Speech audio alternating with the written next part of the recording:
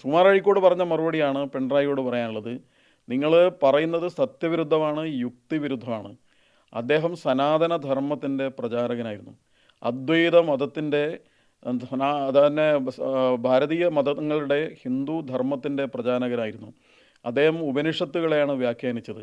അദ്ദേഹം വേദാന്തത്തെയാണ് പ്രചരിപ്പിച്ചത്.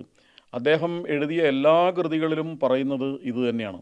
അതുകൊണ്ട് തന്നെ നാരായണ ഗുരുവിനെ ആക്ഷേപിക്കാൻ, അവമാനിക്കാൻ വേണ്ടിയാണ് അദ്ദേഹത്തെ ആദരിക്കുന്ന വേദികളിൽ പോലും ചെന്നുകൊണ്ട് ഇടതുപക്ഷക്കാർ ശ്രമിച്ചുകൊണ്ടിരിക്കുന്നത് എന്നുള്ളതിൻ്റെ തുടർച്ചയായിട്ടാണ് പിണറായി വിജയൻ നടത്തിയ പ്രചരണത്തെ കാണേണ്ടത്. ഇത് ഇന്നും തുടങ്ങിയതല്ല.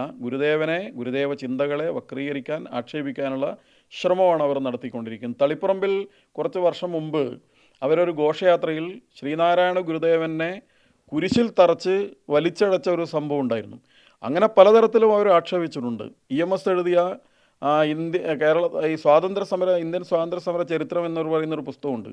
ആ പുസ്തകത്തിൽ ശ്രീനാരായണ ഗുരുദേവനെ വികൃത സന്യാസി, വികൃത ദേശീയവാദി എന്നൊക്കെയാണ്, ബൂർഷ്വാ സന്യാസി എന്നൊക്കെയാണ് വിളിക്കുന്നത്. ആ പുസ്തകത്തിൽ തന്നെയാണ് കുമാരനാശാനെ ബ്രിട്ടീഷുകാരുടെ പട്ടും വളയും വിനീത വിധേയനായിട്ട് സ്വീകരിച്ച ആളെന്ന് പരിഹസിച്ചത്.